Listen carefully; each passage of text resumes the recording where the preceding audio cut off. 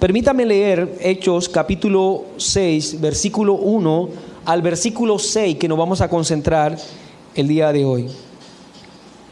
En aquellos días, como crecía el número de los discípulos, hubo murmuración de los griegos contra los hebreos, de que las viudas de aquellos eran desatendidas en la distribución diaria.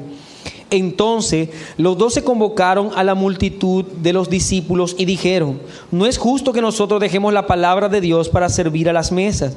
Buscad pues, hermanos, de entre vosotros a 7 varones de buen testimonio, llenos del Espíritu Santo y de sabiduría, a quienes encarguemos de este trabajo, y nosotros persistiremos en la oración y en el ministerio de la palabra. Agradó la propuesta a toda la multitud, y eligieron a Esteban, varón lleno de fe y del Espíritu Santo, a Felipe, a Prócoro, a Nicanor, a Timón, a Parmenas y a Nicolás, prosélito de Antioquía, a los cuales presentaron ante los apóstoles, quienes orando les impusieron las manos. Bien, mis hermanos, vamos a titular este sermón Una iglesia organizada. Una iglesia organizada. Y decía hace un momento que hay un contraste enorme entre los versículos anteriores y lo que estamos leyendo en este momento. Porque pasamos de grandes dificultades como las que vimos a señalar cómo la iglesia experimenta momentos de gran crecimiento y profundas bendiciones. Y de hecho eso es lo que hace Lucas a lo largo de todo el libro. Va a estar pasando de un cuadro que podría parecer de verdad oscuro a un cuadro maravilloso. Y ese cambio de cuadro a cuadro podría traer complicaciones a nosotros, y de hecho se ha prestado para que muchos que participan de la alta crítica textual afirmar entonces que muchas de las porciones del libro de los Hechos fueron añadidas posteriormente. Pero en realidad lo que quiere hacer Lucas no es otra cosa que describir cómo la iglesia sigue creciendo, no porque no haya conflictos, sino a pesar de esos conflictos. No porque no haya dificultades, sino en medio de esas dificultades. Lo que está haciendo Lucas es mostrar cómo la iglesia, aunque enfrenta cada uno de esos momentos de dolor, de terrible sufrimiento, en realidad es una iglesia que crece, triunfante, que sigue adelante junto a esos momentos de dolor. Pensar que el camino del cristianismo es uno que nos lleva a la gloria y en que todo momento vamos a experimentar paz y tranquilidad es estar ajenos al pensamiento bíblico. Esto es lo que la iglesia primitiva experimentó y es lo que la iglesia de todos los tiempos ha experimentado. Esta mañana vamos a estar meditando por medio de este sermón cómo la iglesia seguía siendo guiada por Dios, dirigida por Dios en cada uno de los pasos que estaba dando. Y creo que para nosotros es un poco complicado entender esta porción. ¿Por qué?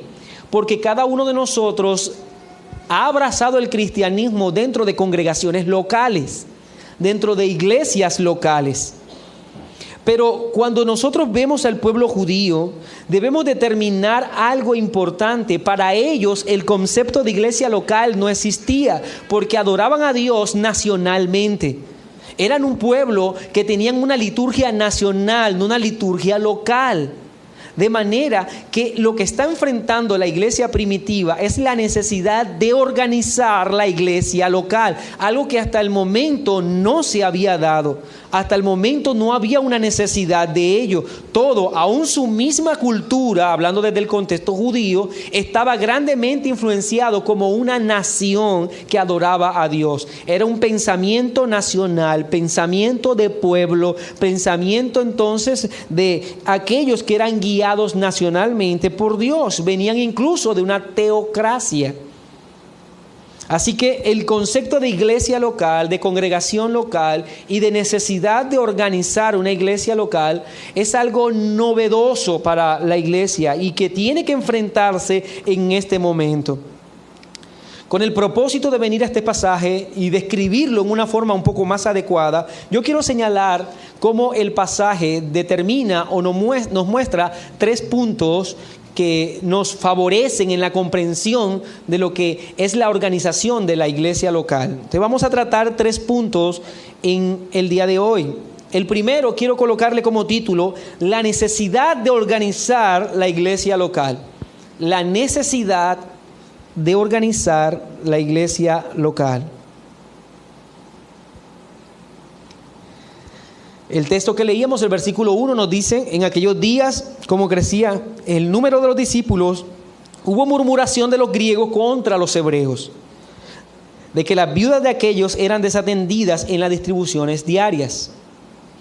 Vemos que el autor, Lucas, nos habla del fruto de la predicación del Evangelio. Y nosotros pudimos también seguir un poco la estadística que Lucas al principio nos estaba presentando. Una predicación que arrojó como resultado 3,000 conversos. Una predicación que dio como resultado 5,000 conversos. Pero luego el mismo Lucas no puede seguir describiendo lo que está sucediendo en la iglesia primitiva. Por lo tanto dice que multitud de hombres y mujeres conocen del Señor. Eso es lo que él ahora empieza a describir. Ahora, si partimos de lo que nos dejó los versículos anteriores, quiere decir el capítulo 4, el último versículo del capítulo 4, creo que tiene importancia que lo leamos, versículo 42, y todos los días en el templo y por las casas no cesaban de enseñar y predicar a Jesucristo. Así que lo último que registró en el capítulo 4, esto era que la iglesia emprendieron con mayor fervor, con mayor devoción, un proceso de enseñanza y predicación. De manera que es natural que si la iglesia predicaba con mayor denuedo, predicaba con mayor esfuerzo y devoción, el evangelismo que realizaba la iglesia, esto hacía evidente que la iglesia iba a crecer. Ellos se reunían en el templo, pero dice que se organizaban en grupos de estudio en los hogares. Esa era la metodología que la iglesia primitiva utilizaba para evangelizar.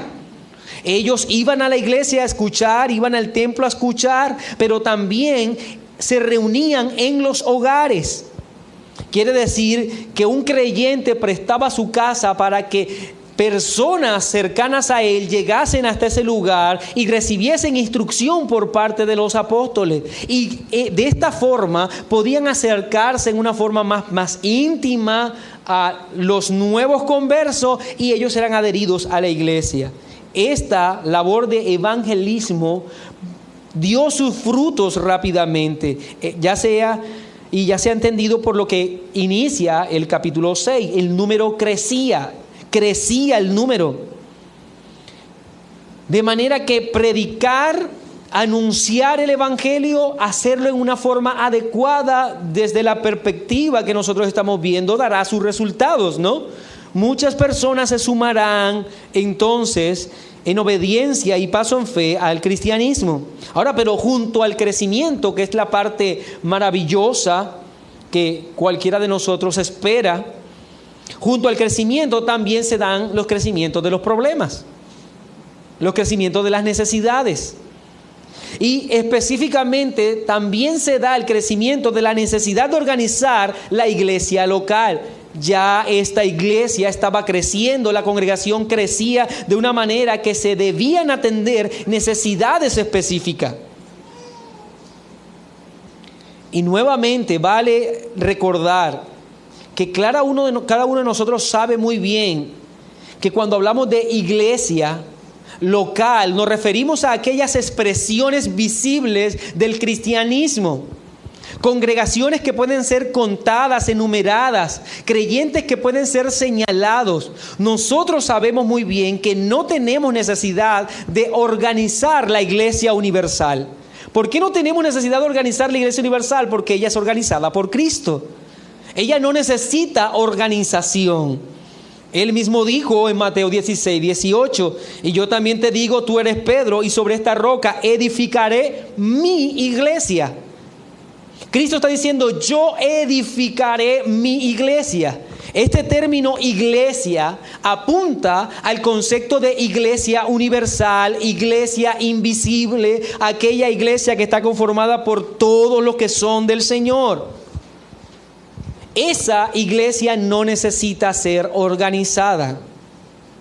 Ahora Cristo es quien edifica esa iglesia y claramente estableció que aquellos que son oficiales de esa iglesia universal, de esa iglesia invisible, son los apóstoles. Ellos son los únicos oficiales, puesto que ellos determinarían cuáles son las enseñanzas que estructurarían su fe doctrinal. Los apóstoles son aquellos entonces que levantarían las bases doctrinales de nuestra fe, como lo señala Efesios 2:20. Ellos son el fundamento de nuestra fe, la roca es Cristo y ellos levantaron ese fundamento. Esto en cuanto a la iglesia universal o invisible, ella no necesita organización. Pero cuando la iglesia obedece la gran comisión de ir y hacer discípulos, como resultado de hacer discípulos, iglesias locales deben ser formadas. Iglesias locales en las que nuevos creyentes deben recibir la palabra y se deben organizar esas iglesias. En este concepto de la iglesia local es donde nosotros nos encontramos específicamente. Y los apóstoles enfrentan esta necesidad, la necesidad de organizar la iglesia. Algo que para ellos era ajeno, era muy difícil para ellos determinar entonces cómo organizar una iglesia local, puesto que con ellos estaban desprendiéndose de la liturgia nacional, de aquello que por siglos se abrazó en el judaísmo.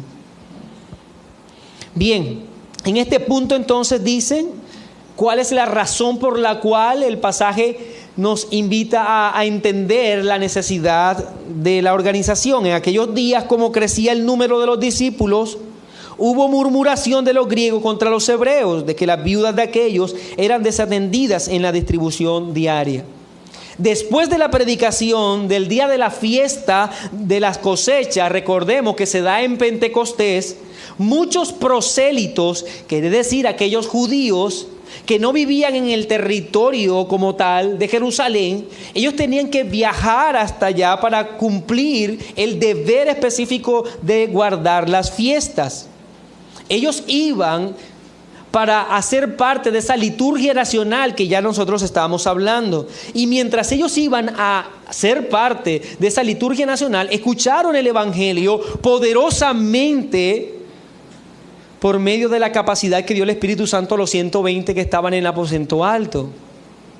Muchos de los que escucharon esa predicación se quedaron en Jerusalén, pero ellos no vivían en Jerusalén. Esos judíos que no vivían en Jerusalén, el texto le llama griegos. Específicamente debíamos llamarles helenizados, judíos helenizados, que hacían parte entonces de aquellos que desde la distancia abrazaron la cultura griega, pero eran judíos. Entonces se habla de griegos. Y cuando habla de hebreos, se refiere entonces sí a los creyentes que abrazaron el cristianismo, pero que eran locales, que vivían en Jerusalén, que hacían parte de las iglesias locales. Por lo tanto, esta iglesia local estaba creciendo con hermanos locales y hermanos extranjeros.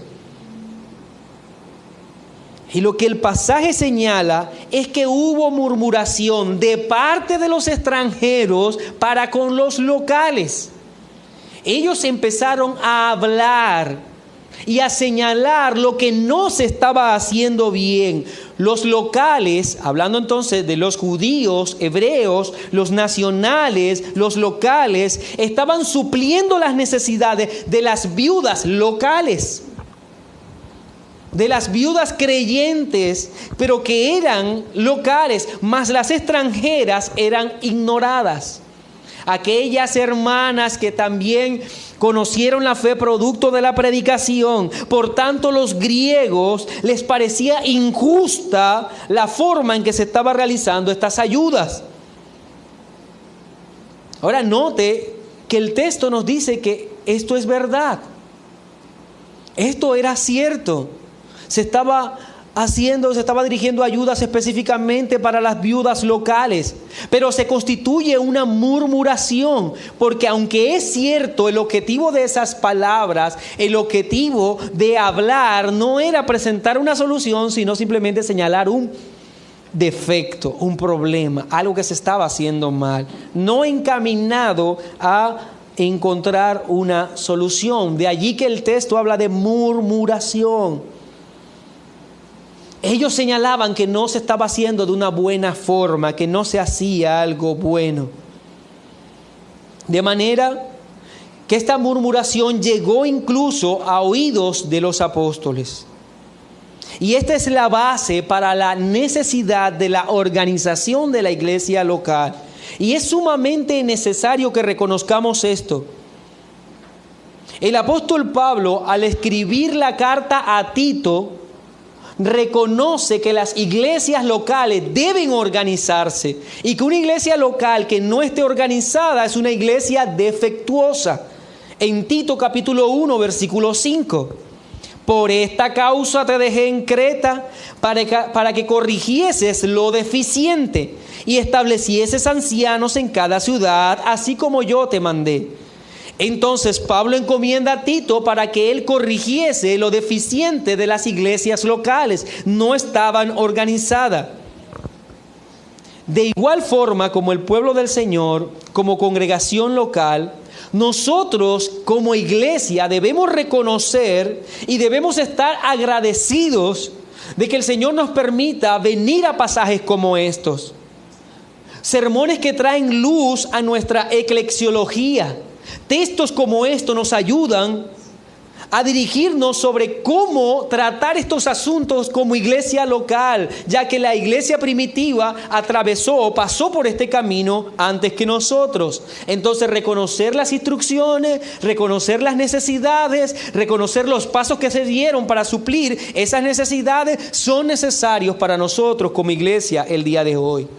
Pero lo importante es que en este primer punto debemos señalar que la organización es una necesidad. La iglesia local debe organizarse. Segundo punto que quiero tratar es que vamos a ver que el texto nos presenta algunas consideraciones necesarias para dicha organización. Algunas consideraciones necesarias para dicha organización. Los apóstoles son puestos a cuenta de la murmuración que se estaba dando en la iglesia y ellos, recordemos, dirigidos por Dios, guiados, iluminados, inspirados por el Espíritu Santo, reconoce también la necesidad de organizar la iglesia.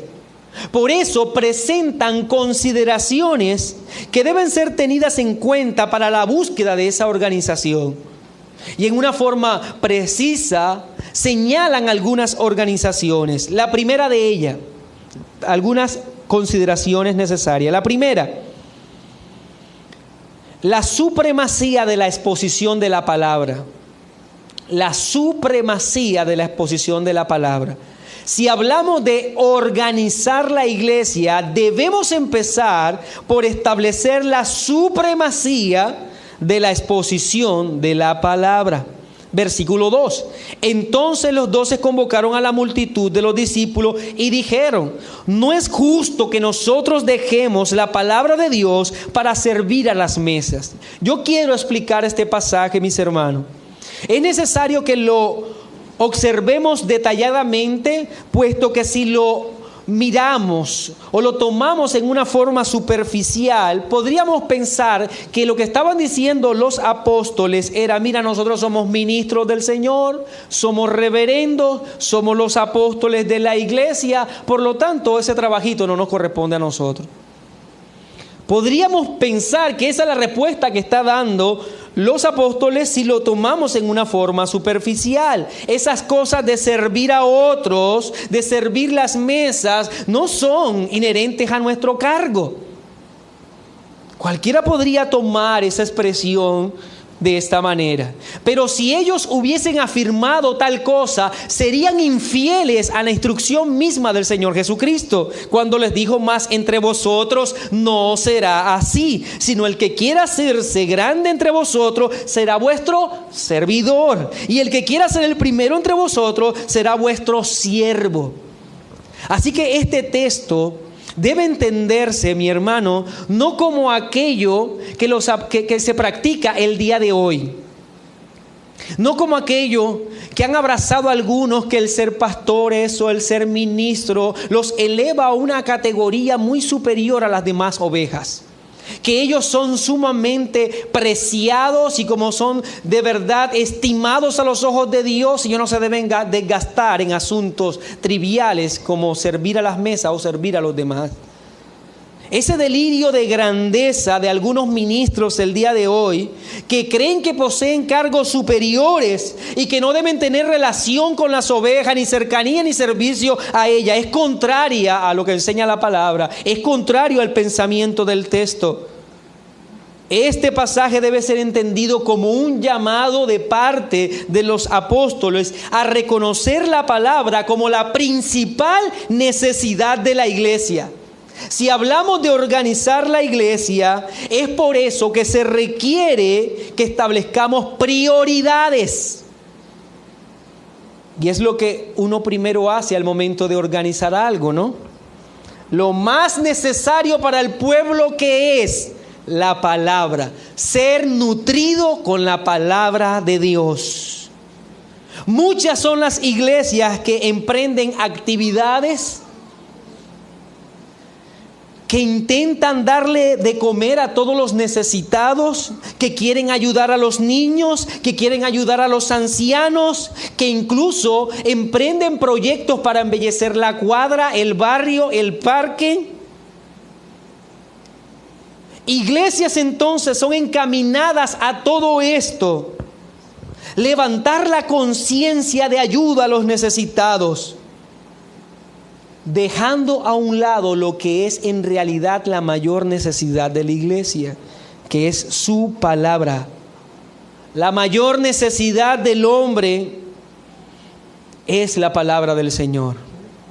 Podremos tener de verdad nuestro estómago lleno el día de hoy o en este momento, pero todos los que estamos aquí presentes sabemos que una hora después estará vacío. Pero la palabra es la mayor necesidad que hay en la iglesia. Te encarezco delante de Dios y del Señor Jesucristo, que juzgará a los vivos y a los muertos en su manifestación y en su reino. Estas son las palabras de Pablo a Timoteo. Note algo, el carácter tan importante de las palabras de Pablo a Timoteo, que incluso quiere mentalmente transportarlo al día del juicio.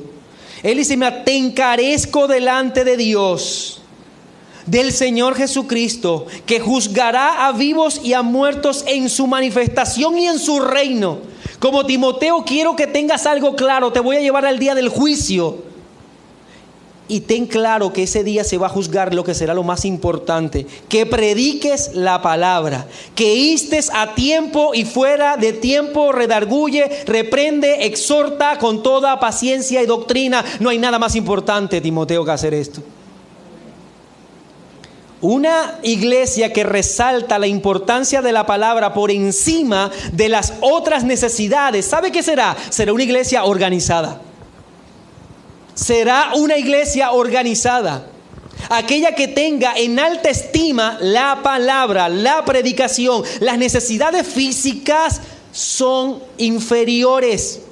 Las necesidades logísticas están de segunda mano.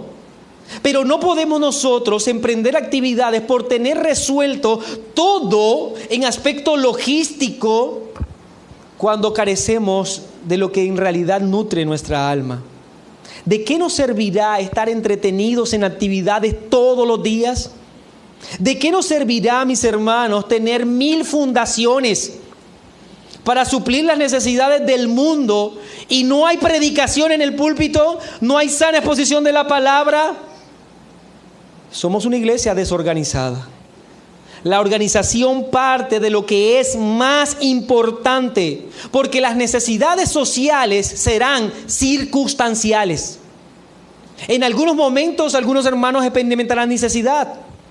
En otros momentos habrá pocos hermanos necesitados.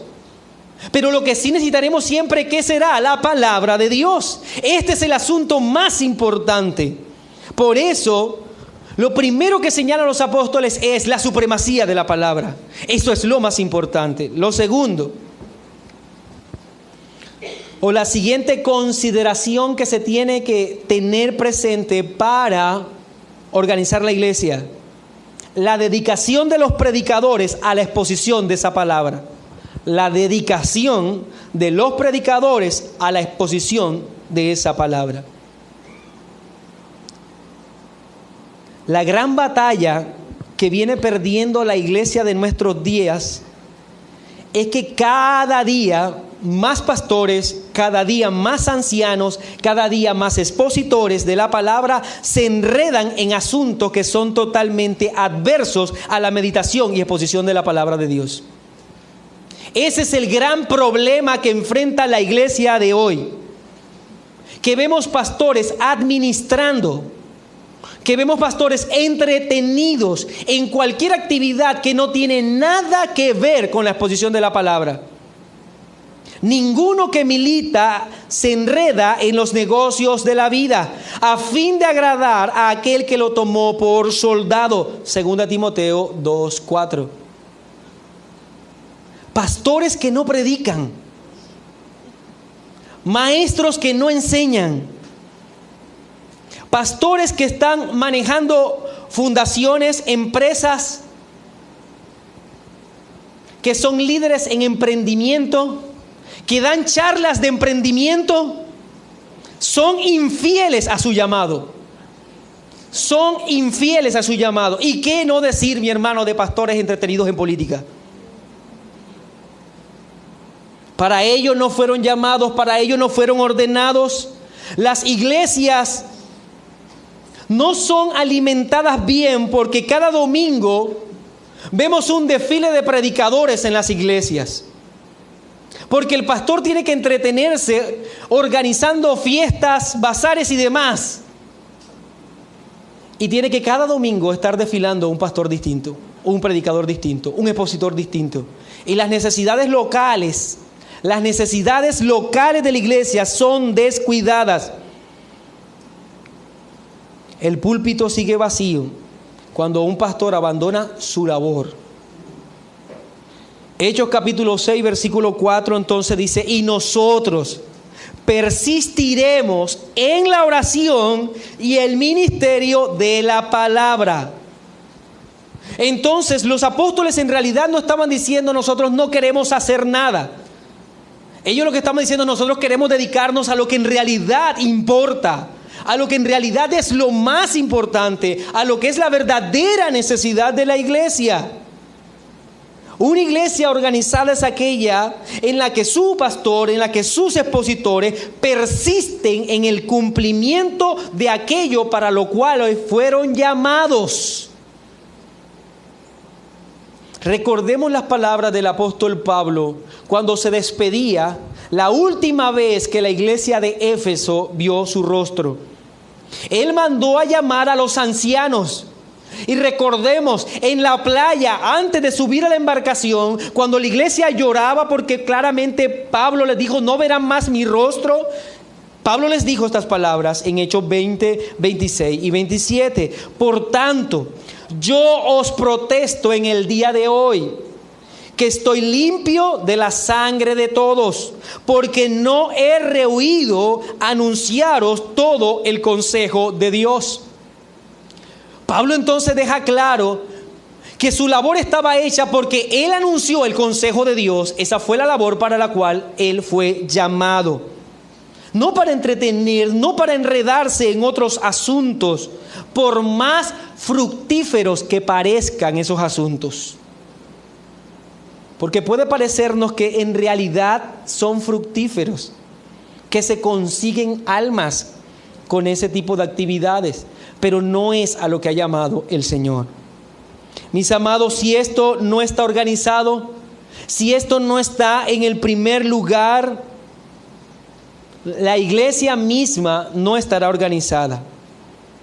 Así tengamos miles de personas congregándose, si no hay una sana y verdadera exposición de la palabra, entonces no es una iglesia organizada. Y en ese sentido también debo señalar que este punto nos habla de que una iglesia que impone cargas a sus ministros que le alejen de la palabra y la meditación de la palabra, están colocando bozal al buey que trilla.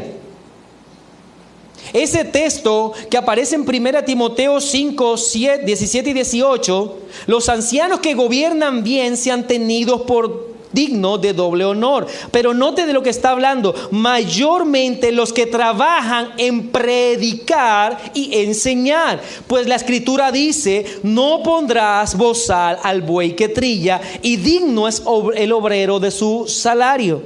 Este texto habla más que del salario digno para un anciano, y de paso sí habla acerca de ello. Pero el texto está hablando de la responsabilidad que tiene la iglesia de no asfixiar al pastor o asfixiar al ministro o al predicador con asuntos que no tienen nada que ver con su labor. Es como ponerle un bozal al buey que está trillando. Es obstaculizar la labor que viene realizando el buey. En este caso, lo que se está diciendo es que la iglesia debe hacer todo lo que esté a su alcance para que sus ministros se dediquen a la producción de enseñanzas y predicaciones. Hacer todo lo que esté a su mano para quitar los obstáculos que de alguna manera vayan a ser tropiezo para que los ministros hagan la labor que tienen que realizar. Esta es la segunda consideración. Pasemos a la tercera. La tercera es el objetivo de la organización. El objetivo de la organización. Claramente el objetivo es mejorar. En el caso particular que estamos tratando, la iglesia de Jerusalén, como ya lo explicamos, enfrentaba murmuraciones porque estaban desatendiendo las viudas o algunas viudas. Y no se hacía la labor de suplir la necesidad de sus pobres en una forma óptima. En aquellos días, como crecía el número de los discípulos, hubo murmuración de los griegos contra los hebreos, de que las viudas de aquellos eran desatendidas en las distribuciones diarias. La ayuda a los necesitados hacía parte de la esencia religiosa del pueblo judío. Los apóstoles vieron claramente cómo el Señor Jesucristo no solamente predicaba el evangelio, que en realidad era lo más importante, sino que también se preocupaba por los necesitados. De manera que se esperaba que ellos como apóstoles también guiaran a la iglesia en la necesidad de ayudar a los menos favorecidos. Y la forma en que la iglesia primitiva ayudaba a los menos favorecidos era de distintas formas. Pablo instruye a Timoteo sobre cómo debía realizar estas ayudas en el capítulo 5 de la primera carta a Timoteo. En ella habla específicamente cómo debía tratarse a las viudas, quiénes eran en realidad viudas y quiénes no, y qué medidas se debía tomar con cada una de ellas. Ahora, la iglesia primitiva en particular lo hacía a través de lo que se conoce como las canastas. Según algunos historiadores como Josefo, todas las semanas algunos cristianos iban de casa en casa recolectando enseres y se armaban entonces unas canastas. El nombre de esas canastas eran cupá. Eran canastas para ayudar a las viudas y se recogía lo suficiente para que ellas tuviesen 14 días de alimento sin preocuparse por ello. También, o además de eso, se tenía una especie de fondo que era usado para calamidades inesperadas. Esa era llamada la tamuy, que quiere decir la bandeja. O traduce la bandeja. De manera que el objetivo era mejorar lo que ya se venía haciendo. Eso era lo que ellos ya hacían, pero no se hacía en forma óptima. Ahora el objetivo de organizar era mejorar. Ahora esto también nos habla o señala el carácter perpetuo de las actividades que debemos nosotros emprender en pro de mejorar. Lo que quiero decir con esto, mis hermanos, es que la iglesia siempre va a enfrentar todo tipo de necesidades. Y algo que vamos a aprender es que las necesidades mutan, las necesidades cambian. Así como cambian los tiempos, cambian las circunstancias. Esta iglesia que era local en este momento tenía necesidades locales, pero luego sabemos que Nerón vendrá y muchos de ellos saldrán de ese lugar, tendrán que esconderse en cuevas, así que las necesidades cambiarán totalmente.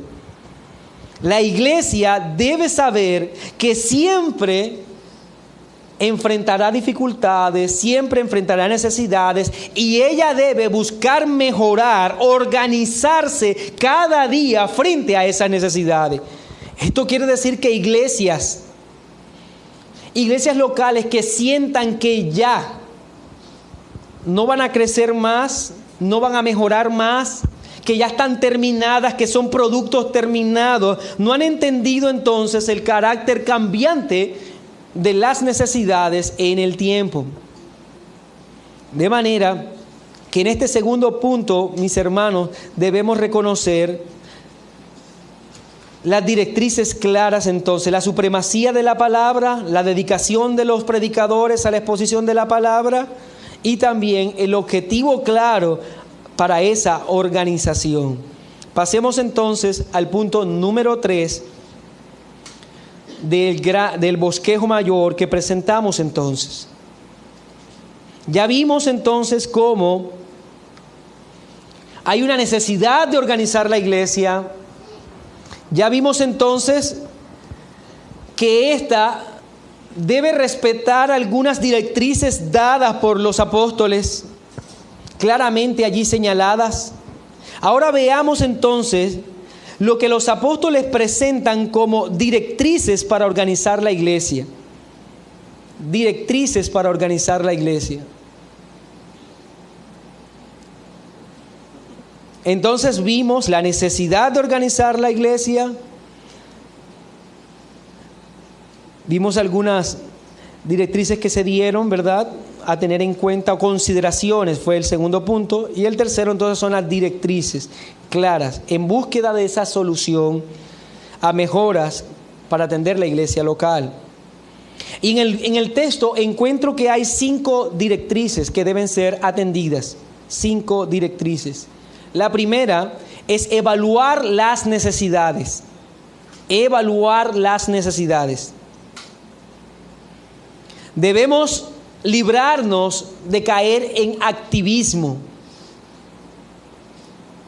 Y es el hacer algo por el simple hecho de hacerlo sin que exista la necesidad de ello. Muchas iglesias locales entran en activismo. No porque haya una necesidad para hacerlo, sino porque hay que tener, moviéndose la gente. Hay que hacer algo. Y notemos que si vemos en el pasaje, esta necesidad que tenía la iglesia no es una necesidad subjetiva. No se trataba de que a algunos les parecía que habían viudas que no estaban siendo atendidas. No se trataba de que quizás se entendía en el ambiente que no había algo que se estaba haciendo bien. No, nosotros podemos precisar claramente que había una necesidad que se evaluó. Existía esa necesidad. Nosotros no podríamos pensar como iglesia local en capacitar a maestros de niños si no hay niños para capacitar. ¿Qué estaríamos haciendo entonces? Estaríamos desconociendo la necesidad que determina claramente una organización para suplir esa necesidad. Yo escucho de algunas congregaciones que se afanan por nombrar, por elegir, por ordenar, sin tener necesidad de hacerlo. Y se crean grupos y se crean cargos que la Biblia no señala. Y hablamos de pastores de jóvenes, pastores de niños, pastores de damas, pastores de caballeros y un sinfín de pastores, ministerios que están obsoletos y que la Biblia no dice claramente ello. Y olvidando de paso, mi hermano, que cuando hablamos de ministerios, la palabra ministerio es porque está asociado a la labor de ministrar la palabra. Si algo no ministra la palabra, no puede llamarse ministerio.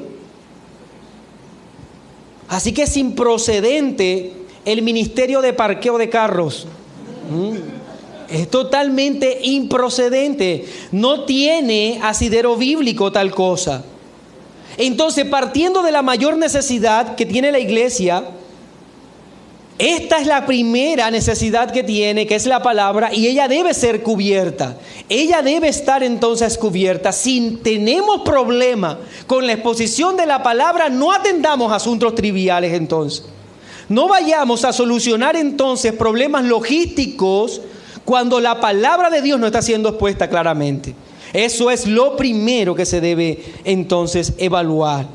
Luego las demás necesidades deben ser evaluadas. Si ya está cubierta entonces la más importante, las demás deben ser evaluadas. Después de evaluar, la siguiente directriz es buscar a los que puedan encargarse de ello. Buscar a los que puedan encargarse de ello. Leemos Hechos capítulo 6, versículos 2 y 3. Entonces los 12 convocaron a la multitud de los discípulos y dijeron: no es justo que nosotros dejemos la palabra de Dios para servir a las mesas. ¿Qué están haciendo? Evaluando. ¿Cuál es la mayor necesidad? Ahora, buscad pues, después de haber evaluado la necesidad, buscad pues, hermano, entre vosotros a 7 varones de buen testimonio, llenos del Espíritu Santo y de sabiduría, a quienes encarguemos de este trabajo.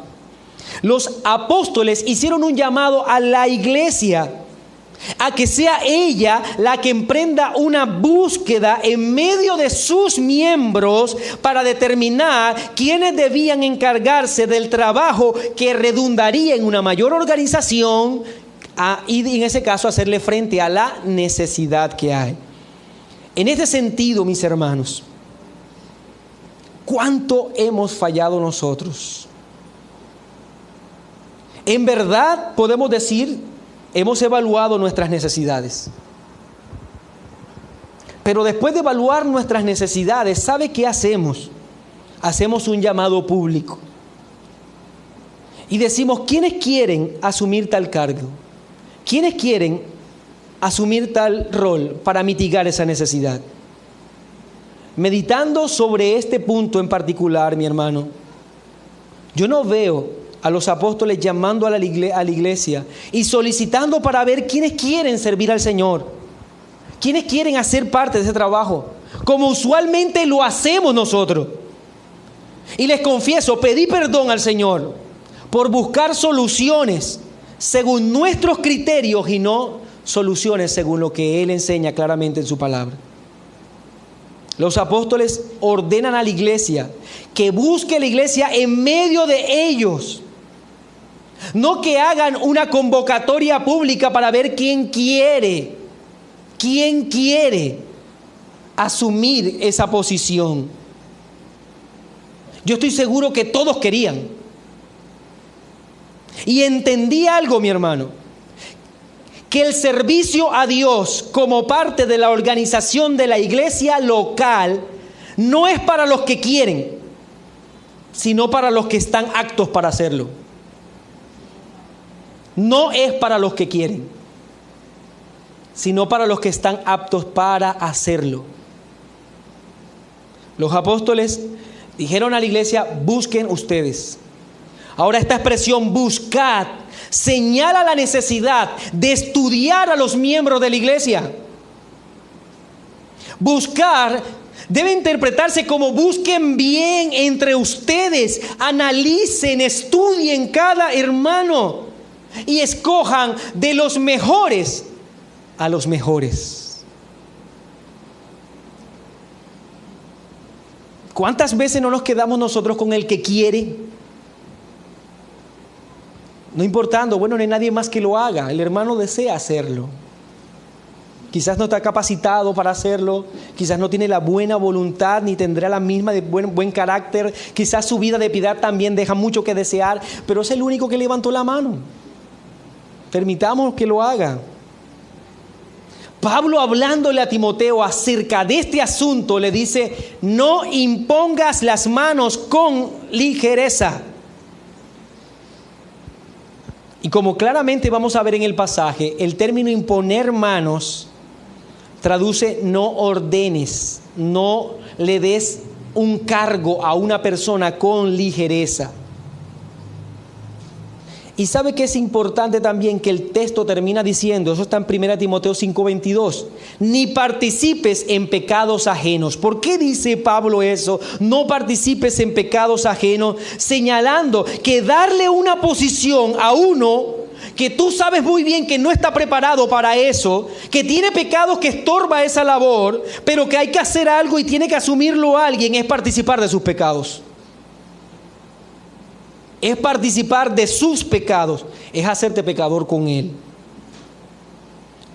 Los apóstoles establecieron criterios claros que la iglesia debía seguir para poder determinar quiénes debían ser los postulados para esos cargos. Específicamente vemos dos condiciones claras. Y cualquiera podría pensar, y yo le invito a que lo haga,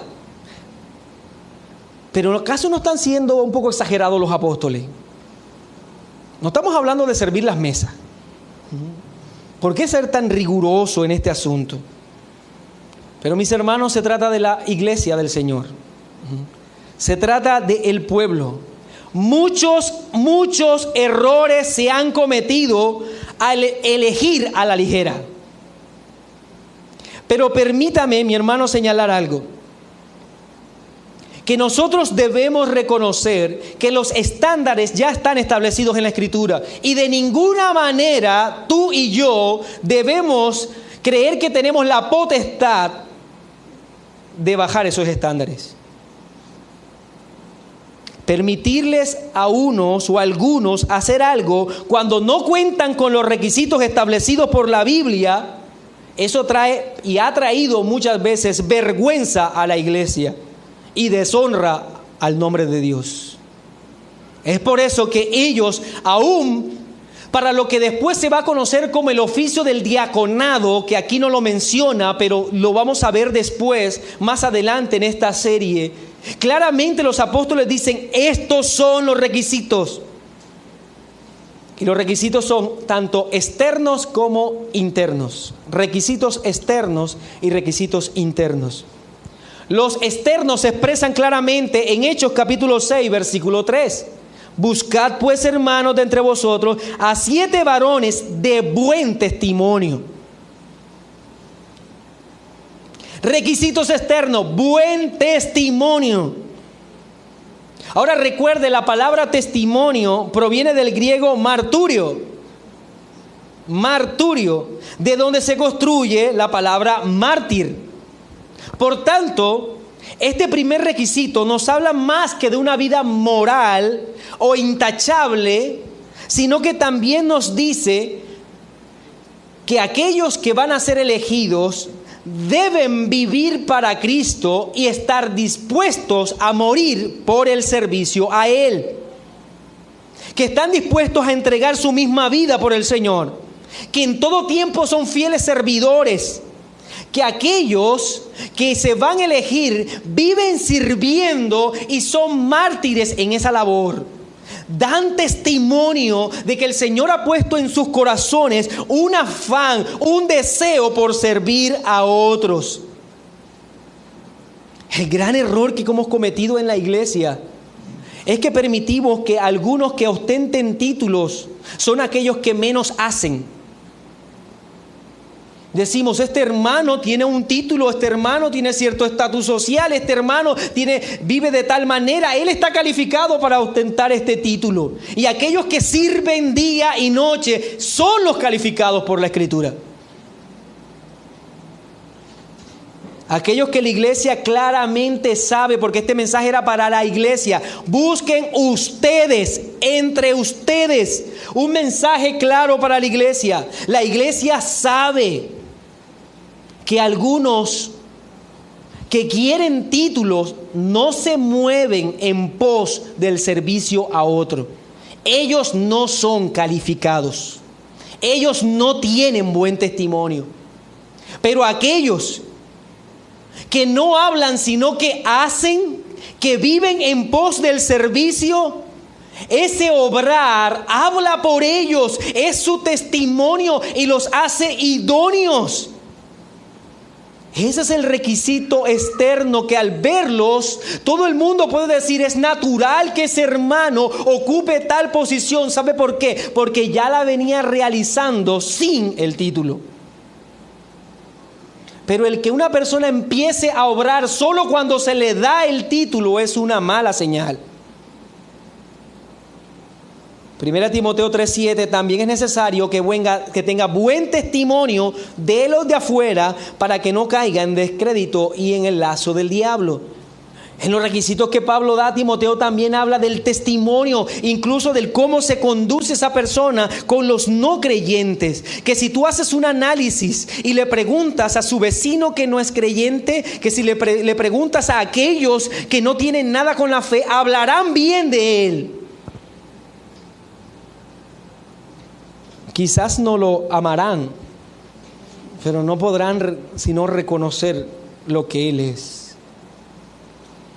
Los requisitos internos están expresados en el texto también, en el versículo 3.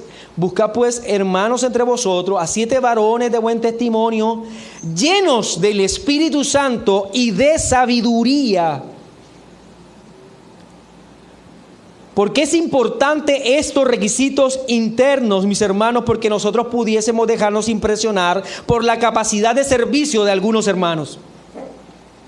Podríamos dejarnos impresionar porque el hermano de verdad todo el tiempo sirve a los demás. Pero esa virtud debe estar acompañada de una vida de piedad. Al analizar su vida, analizar lo que él es, debe tratarse de una persona llena del Espíritu. Y podríamos preguntarnos, ¿cómo identifico yo a una persona llena del Espíritu? Permítame hacerte la siguiente pregunta. ¿Cómo podríamos nosotros saber si un árbol es de mango? La manera más fácil, por los mangos. No por haciendo un análisis de su raíz, ni de su tallo, ni de sus hojas. Si tiene fruto si tiene mango, es porque es un árbol de mango. Es sencillo, ¿verdad? ¿Cómo saber si una persona está llena del Espíritu Santo? Por su fruto. Por su fruto. Mas el fruto del Espíritu es amor. Es un hermano que ama. Es gozo. Es un hermano que vive gozoso. Es paz. Paciencia. Un hermano paciente, benigno, bondadoso, fe, mansedumbre, templanza. ¿Es eso lo que ves tú en ese hermano? Entonces está lleno del Espíritu. De manera que debemos evaluar la necesidad, pero también debemos evaluar a esos posibles candidatos, revisando entonces tanto estos requisitos internos como los requisitos externos. Lo siguiente que pide los apóstoles es que se debe hacer entonces un reconocimiento público. Reconocimiento público. Si ya se encontró, se evaluó a los hermanos, ahora un reconocimiento público. Agradó la propuesta a toda la multitud y eligieron a Esteban, varón lleno de fe y del Espíritu Santo, dejando claro esto. Y sabemos nosotros que lo que viene después de Esteban es que su labor como diácono duró poco, porque lo que viene después es que muere, pero como mártir, dispuesto a morir por el Señor. Lleno de fe y del Espíritu Santo, a Felipe, a Prócoro, a Nicanor, a Timón, a Parmenas, a Nicolás, prosélito de Antioquía. Cabe destacar que estos hermanos tenían doctrina y enseñanza. Encontramos un Felipe que se llamaba el evangelista. Escuchamos la predicación de Esteban. Eran hombres ricos en doctrina. Estaban llamados a servir, estaban llamados a ordenar, a trabajar en la parte logística, pero no quiere decir que eran hombres que desconocían la fe, conocían la fe. Ahora, no es casualidad que todos los elegidos eran griegos. Todos los elegidos eran griegos. En una forma sabia, muy sabia. El Espíritu Santo dirigía a los apóstoles y a la iglesia. Si el problema estaba o radicaba en la desatención a las viudas de los griegos, eligieron griegos. A todos ellos los eligieron entonces para que hicieran frente a la necesidad. y fueron oficiales ordenados de las iglesias locales.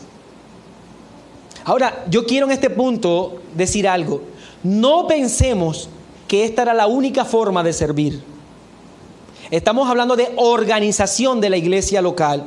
Los creyentes de la iglesia primitiva amaban el servirse el uno a los otros. Recordemos que ya Lucas ha descrito eso, de cómo algunos ponían sus bienes para favorecer a los demás, cómo tenían todas las cosas en común. Estamos hablando de organización de iglesia local. El texto señala la dirección oficial de la iglesia local, a los cuales presentaron ante los apóstoles. Después de ellos hacer esta elección, presentaron a los postulados entonces ante los oficiales ya ordenados por Cristo, en este caso los apóstoles, y ellos oraron y le impusieron manos, hicieron un reconocimiento público.